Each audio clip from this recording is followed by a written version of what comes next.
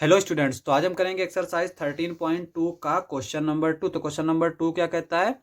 Copy the triangles in each of the following figure on a squared paper. यहाँ पे आगे हमें ये कुछ फिगर्स दे रखे हैं, इनकी बात कर रहा है। कह रहा है कि इनको हमें एक स्क्वायर्ड पेपर पर कॉपी कर लेना है। तो हमने क्या किया कि पूरे क्वेश्चन को ही स्क्वायर्ड पेपर पर लिख लिया।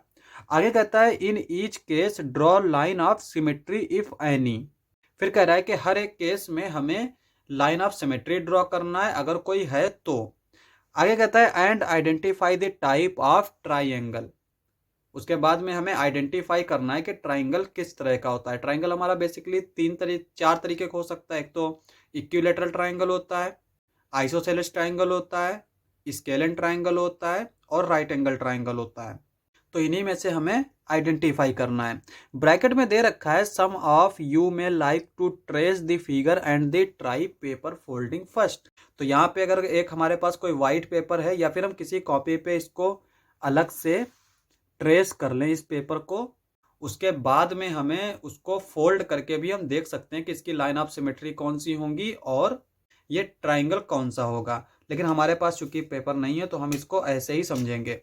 तो यहाँ पे देखो, ए वाले पार्ट से स्टार्ट करते हैं। यहाँ पे ये हमारा एक ट्राइंगल इस तरह से दे रखा है।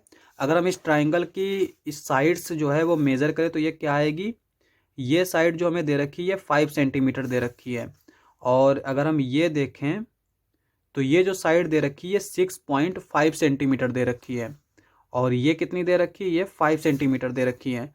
तो ये 5 है, ये 5 है, ये 6.5 है। तो इसका मतलब इसके पास दो जो साइड है वो इक्वल लेंथ की हैं। तो जिस ट्राइंगल की दो साइड इक्वल होती है उसको हम बोलते हैं आइसोसेलेस ट्राइंगल। तो ये हमारा ट्राइंगल कौन सा होगा? Isosceles triangle. और हमसे कह रहा है कि इसकी लाइन ऑफ सिमेट्री भी ड्रॉ करना है। आइसोसेलेस ट्राइंगल की सिर्फ एक ही लाइन ऑफ सिमेट्री होती है और वो होती है ये वाली। इस तरह से हम इसको ड्रॉ कर सकते हैं। तो ये हमारी एक लाइन ऑफ सिमेट्री होगी, ठीक है। इसके अलावा कोई भी लाइन ऑफ सिमेट्री नहीं होती है। नेक्स्ट हमें बी वाला दे रखा है। बी वाला हमारा किस तरह से दे रखा है? ये इस तरह से दे रखा है। इसको भी हम मेजर कर लेते हैं। यहाँ पे अगर हम इसकी साइड्स को मेजर करें तो ये हमारा कितना साइड आएगी? ये आएगी 5.5। तो यहाँ पे लिखेंगे हम 5.5। और इसको मेजर करें तो ये कितना आएगी? ये भी हमारी जो है वो 5.5 ही आ रही है, तो इसको हम 5.5 लिखेंगे। और इसको मेज़र करें तो ये हमारी 5 आ रही है, तो इसको हम 5 लिखेंगे।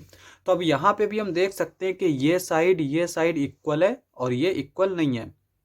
तो ये भी हमारा क्या है? आइसोसेलेस ट्राइंगल है। तो इसके पास भी लाइन ऑफ सिमेट्री क्या होगी? ये होगी।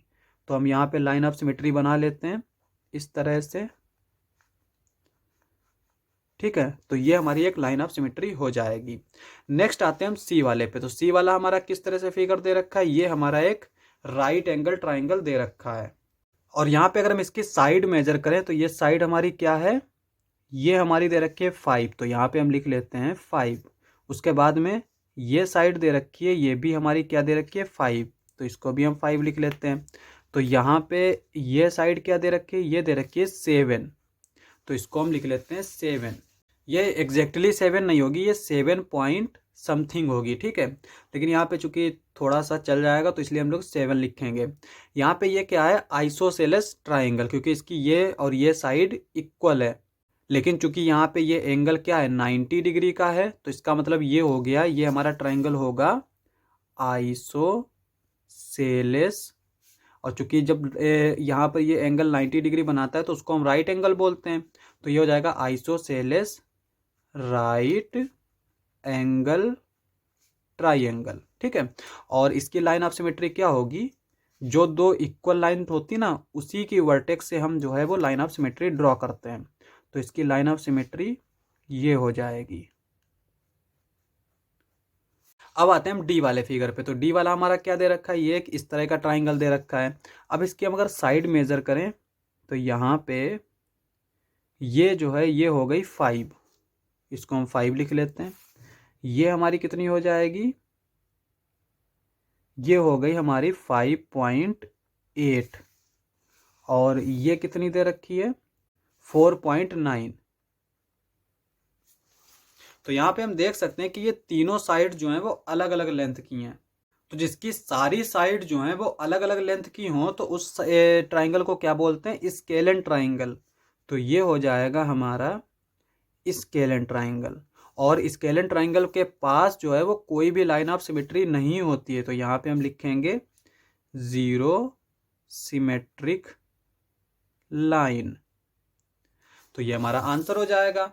लास्ट पार्ट था, क्वेश्चन समाप्त। नेक्स्ट लेक्चर में करेंगे नेक्स्ट क्वेश्चंस। आज के लिए बस इतना ही।